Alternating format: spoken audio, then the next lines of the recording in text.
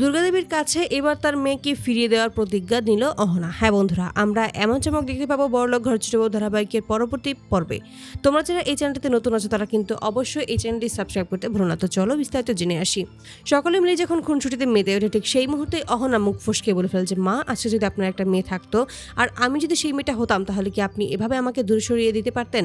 আপনি কি এই সমস্ত টাকা আপনার নিজের কাছে না রেখে অন্য কোথাও রাখতে পারতেন? এটা কিন্তু আপনি একদম ঠিক করছেন না মা।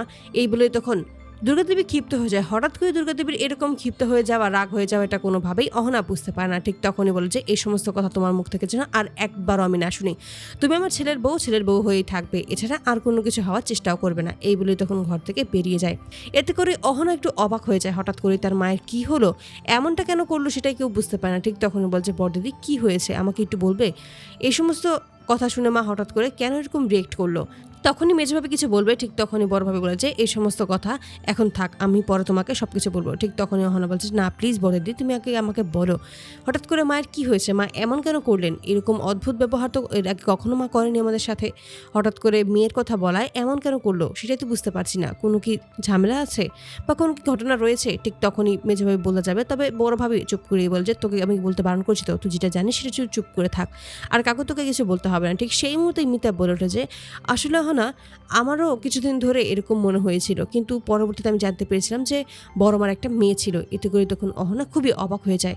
তার শাশুড়ি মায়ের একটা মেয়ে ছিল, এটা তো কখনোই সে শুনতে পায়নি, অর্জুন তো তাকে কিছু জানায়নি। ঠিক তখনই মিতা বলে যে, সেটা জানানোর মতো পরিস্থিতিতে ছিল না। আমি যতটা জানি যে বড় মার একটা মেয়ে ছিল, আর সেই মেয়েটা বাড়ির কাউকে না জানিয়ে বাড়ির অমতে একটা ছেলের সাথে পালিয়ে গিয়ে বিয়ে করেছিল। তারপর থেকে বড় মা তার মেয়ের মুখ আর দেখেনি, এই বাড়িতে জায়গাও দেয়নি, তাকে পুরোপুরি ত্যায্য মেয়ে করে দিয়েছে। এতে করে তখন খুবই অবাক হয়ে যায় অহনা, আর বলছে, না এটা কোনোভাবেই হতে পারে না, এটা এবার যেভাবেই হোক এবার মায়ের মেয়েকে ঠিক আমি ফিরিয়ে আনবো।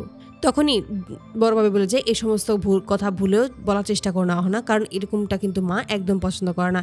এই বিষয়টা নিয়ে মা কিন্তু সত্যিই খুব রাগ করে, তাই এই বিষয়ে আমরা কেউ কখনোই কথা বলিনি।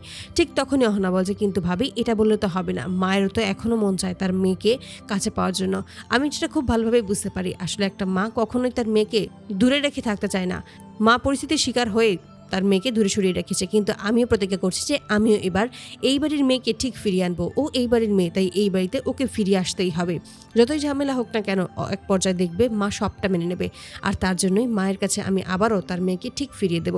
তো বন্ধুরা, তোমরা কি চাও যেন এবার এভাবেই দুর্গাদেবীর কাছে যেন তার মেয়েকে ফিরিয়ে দেওয়ার প্রতিজ্ঞা নেয় অহনা? অবশ্যই তোমরা তোমাদের মতামত কমেন্ট বক্সে জানতে ভুলবে না। ধন্যবাদ।